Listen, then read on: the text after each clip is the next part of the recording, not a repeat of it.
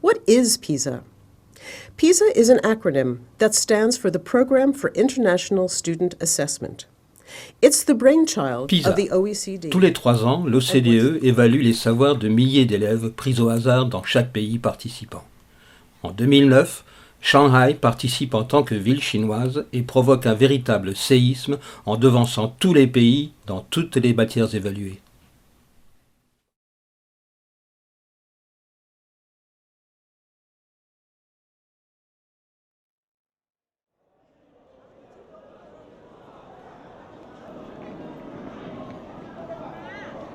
Pékin, des paysans chinois arrivent à la gare centrale. Ils ont quitté leur campagne pour trouver du travail dans la capitale. On les appelle les Nongmingkong, les paysans qui travaillent en ville. Ils sont au moins 200 millions dans toute la Chine.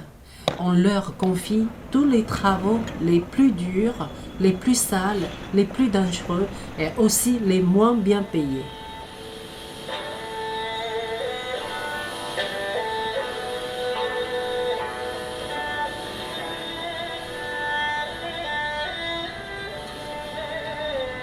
Ils bâtissent la ville de demain, mais ils sont exclus de tous les droits des résidents.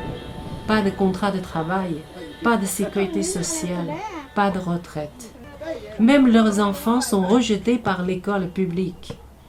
Et pourtant, la loi chinoise garantit depuis 2006 le droit à 9 années d'éducation scolaire gratuite pour tous les enfants chinois.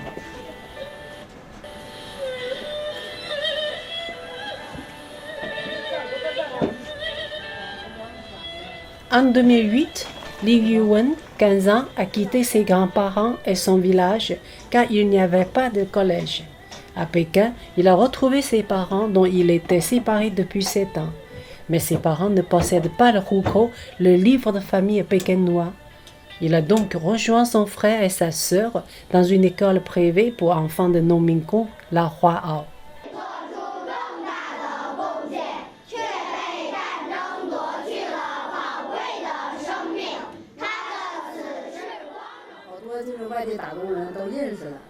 Au pays natal, j'avais déjà enseigné.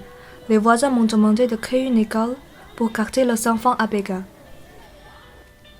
La directrice a fondé son école en 1997 dans un champ, une classe, 22 élèves. Elle y enseignait le chinois, les mathématiques et préparait les repas des enfants. Sa fille de 11 ans donnait les cours de musique et transmettait aux enfants les chants qu'elle avait appris à l'école publique.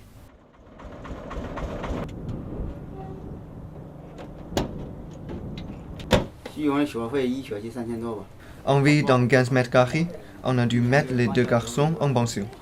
Pour Yuan, les frais de scolarité et la pension me coûtent 300 € par semestre. Pour les 3 enfants, ça fait plus de 1400 € par an et je ne gagne que 2000 €. Il ne reste pas grand-chose pour vivre. Mais même si on vit mal, c'est mieux qu'au pays. Je n'y gagnais que 200 € par an.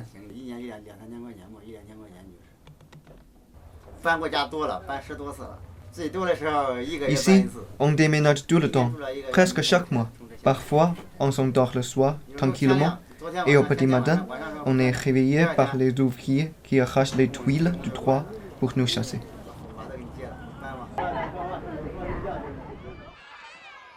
Déménager, déménager sans cesse. C'est la vie de Nongmingkong, mais c'est aussi le quotidien de leurs écoles. En 2001, ils ont rassé l'école pour les Jeux olympiques. J'ai trouvé un nouveau local en face d'un cimetière. On a transporté les élèves pour qu'ils ne passent pas devant les boutiques funéraires. Mais l'école porte malheur, disaient les parents, et ils ne nous confiaient plus leurs enfants. On a tenu 6 mois et on s'est installé ici. Il ne nous restait même plus de quoi nourrir les élèves.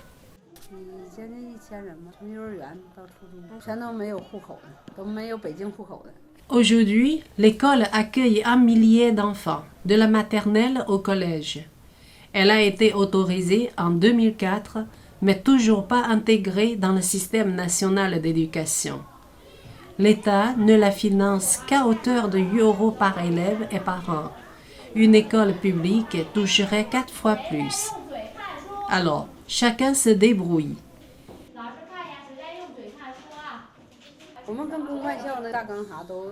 Le programme scolaire officiel est suivi à la lettre, mais le niveau reste bas. Les enseignants n'ont ni suivi de formation ni avenir professionnel et ils sont payés 90 à 100 euros par mois. Dans le public, ils gagneraient 3 fois plus. S'ils restent encore chez nous, c'est par pur dévouement, nous confie la directrice. On fait 25 cours par semaine. C'est très lourd. On enseigne dans toutes les classes, des plus petites aux plus grandes. Souvent, je voulais partir, mais les enfants ont besoin de nous. Alors, je suis restée. Par manque de moyens, les cours d'histoire, de biologie et de musique sont assurés par des associations d'étudiants bénévoles.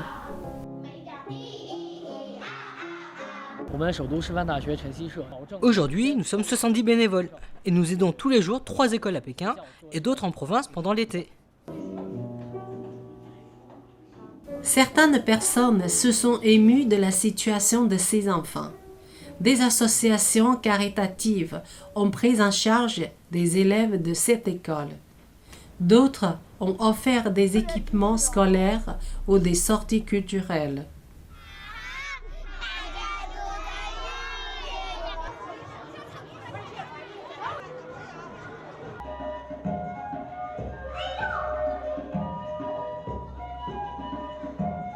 Malgré tout, des écoles continuent de fermer par manque de soutien et des milliers d'enfants traînent dans les rues.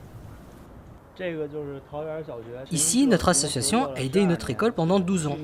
Un jour, l'an dernier, le propriétaire a voulu reprendre ses locaux et l'école a fermé.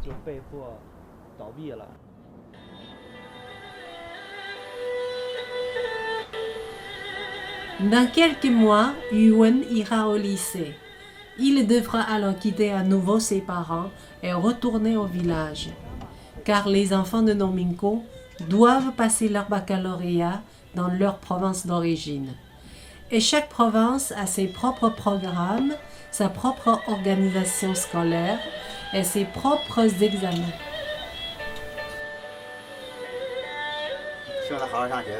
Tous nos espoirs reposent sur nos 3 enfants et leurs études. Eux seuls peuvent changer notre destin. Je crois que je vais devenir folle. Je ne sais plus à qui m'adresser. C'est sans arrêt, sans arrêt. Un problème disparaît, en voilà un autre qui surgit. Aujourd'hui, on n'a plus d'eau.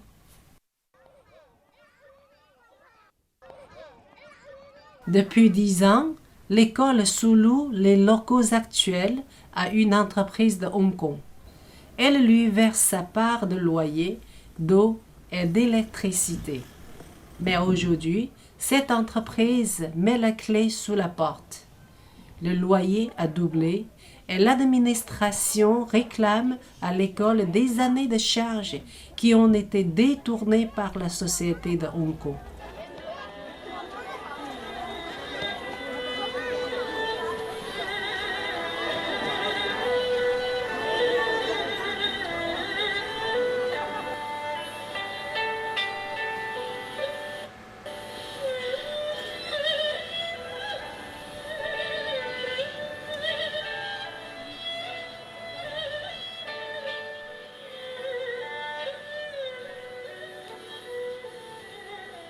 En 2008, la capitale chinoise a englouti 30 milliards d'euros dans les Jeux olympiques.